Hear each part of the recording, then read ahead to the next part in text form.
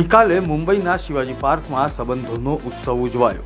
મનસે દ્વારા આયોજિત દીપોત્સવ ઉજવણી દરમિયાન આખું ઠાકરે પરિવાર એક ફ્રેમમાં દેખાયું.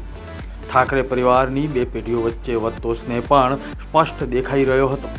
ઠાકરે પરિવારના પુનઃમિલન માટે પ્રાર્થના કરનારાઓ માટે આ દીપોત્સવ યાદગાર રહેશે. જોકે આ પારિવારિક ઉજવણીનો રાજકીય દ્રષ્ટિકોણ પણ હતો. ચાલો જોઈએ મુંબઈથી પંકજ રાણેનો ખાસ રિપોર્ટ. સ્થળ શિવાજી પાર્ક. કાર્યક્રમ મનસેનો દીપોત્સવ. મનસેનો દીપોત્સવ માત્ર દિવાળીની ઉજવણી નહીં પણ રાજકારણમાં પણ ચર્ચાનો વિષય બને છે. આ વર્ષે દીપોત્સવ ઉદ્ઘાટન સમારોહ કંઈક ખાસ અને અલગ હતો. મનસેના આ દીપોત્સવનું ઉદ્ઘાટન રાજ ઠાકરેના મોટા પિતરાઈ ભાઈ ઉદ્ધવ ઠાકરે દ્વારા કરવામાં આવ્યું હતું. ઠાકરે બંધુઓની આ દિવાળી ખૂબ જ ધ્યાન ખેંચનારી રહી. વર્ષ 2018માં મનસેના દીપોત્સવનું ઉદ્ઘાટન સૌપ્રથમ માસ્ટર બ્લાસ્ટર સચિન તેંડુલકરે કર્યું હતું. વર્ષ 2022માં જ્યારે એકનાથ શિંદે મુખ્યમંત્રી હતા ત્યારે શિંદે અને દેવેન્દ્ર ફડણવીસે દીપોત્સવમાં હાજરી આપી હતી. વર્ષ 2023માં ગીતકાર સલીમ જાવેદ અને અભિનેતા વિકી કૌશલે દીપોત્સવની ભવ્યતામાં વધારો કર્યો હતો. વર્ષ 2024માં દિવાળીમાં ફિલ્મ સિંઘમની ટીમે મનસેના દીપોત્સવમાં હાજરી આપી હતી. રાજ ઠાકરે દર વર્ષે દીપોત્સવ માટે અલગ અલગ મહેમાનોને આમંત્રિત કરવાની પરંપરા સાચવે છે. જો કે વર્ષ 2022 અને વર્ષ 2025ના દીપોત્સવ રાજ ઠાકરેની બદલાતી રાજકીય સફરનું સાક્ષી રહેશે. વર્ષ 2022માં તત્કાલીન મુખ્યમંત્રીઓ એકનાથ શિંદે અને દેવેન્દ્ર ફડણવીસની હાજરીએ ધ્યાન ખેંચ્યું હતું, જ્યારે આજે ઉદ્ધવ ઠાકરેએ પહેલીવાર મનસેના દીપોત્સવનું ઉદ્ઘાટન કર્યું, જે એક નવા રાજકીય પરિવર્તનના એધાણ વર્તાઈ રહ્યા છે. ભાજપે પણ રાજ ઠાકરેની બદલાતી ઇમેજ પર ટીકા કરી છે. आजचा सवाल आहे हा उद्धव ठाकरे नाही, राज ठाकरे नाही. अरे घोषणा केला होता ना तुम्ही, भाषण केली होती ना तुम्ही, मथळे वर्तमानपत्राचे मिळवले होते ना तुम्ही. आणि आमच्या मित्रांना सांगतो या लोकांना ब्रेकिंग न्यूज कशाला देता काही. ब्रेकिंग न्यूज पण केल्या होत्या तुम्ही, पण काय झालं भोंग्याचं. बरं यांना एक भोंगा सॉलिड प्रिय अमितजी. सकाळी 9 वाजले की यांचा एक भोंगा. बरं तो भोंगा असा आहे, लहानपणी आपण बघितलं असेल की ती बाहुली गिफ्ट म्हणून यायची, ती कुठूनही पाहिजे तरी कुठून पाहिजे तरी कुठून पाहिजे तरी उभी, पाय दिसला तरी उभी, हात दिसला तरी उभी. रोज खोटं बोलत, रोज तोंडावर वापरतं परत उभं, परत तोंडावर वापरतं परत उभं.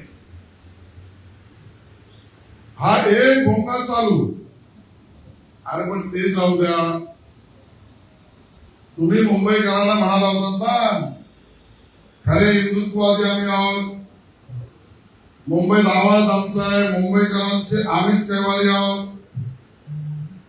मग शिवाजी पार्क शिवतीर्थावर घोषणा केल्यानंतर ती घोषणा या राज ठाकरेंची आणि उद्धव ठाकरेंना विचारायचंय कुठे फिरली.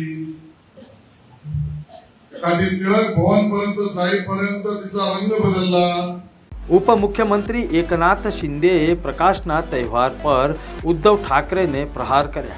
બીજી તરફ સંજય રાઉતે તેમની લાક્ષણિક શૈલીમાં જવાબ આપ્યો હતો. आणि म्हणून पराभवाच्या खात्रीने विरोधकांच्या नाकातोंडात पाणी गेलेलं आहे आणि त्यामुळे ते रोज निवडणूक आयोगाकडे जात आहेत.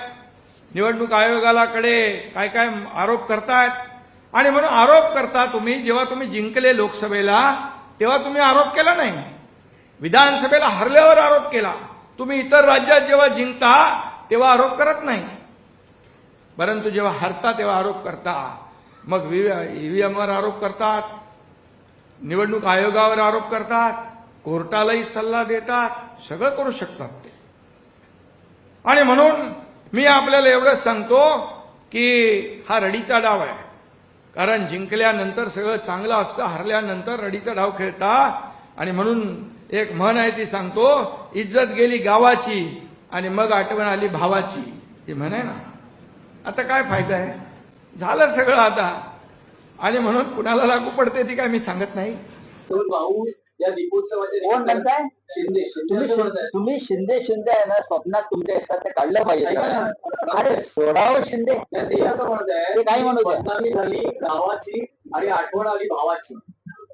मग भावाचीच आठवण येणार ना, अमित शहाची येणार का? असं आहे की आठवण आम्हाला भावाचीच येणार. ते ठाकरे आहेत. अमित शहाची आठवण येऊन आम्ही काय दिल्लीत का सुरतला जाऊ? त्यांना विचारा हा प्रश्न जाऊन. જન્મદિવસ ગણેશોત્સવ અને તહેવારોનો લાભ લઈને ઠાકરે બંધુઓએ તેમના વચ્ચેની નિકટતા વધારી દીધી છે. ઉદ્ધવ ઠાકરે અને રાજ ઠાકરે વચ્ચે સમાધાન થયું છે. હવે બધાની નજર તેમના પક્ષો ક્યારે રાજકીય ગઠબંધન બનાવશે તેના પર છે. દશેરા પર ઉદ્ધવ ઠાકરેએ પહેલેથી જ સંભવિત જોડાણનો સંકેત આપ્યો હતો. હવે દીપાવલી પર્વ અને પ્રકાશનો તહેવાર આ ગઠબંધનનો માર્ગ વધુ સ્પષ્ટ કરે તેવી શક્યતાઓ છે. Bureau report, Pankaj Rane.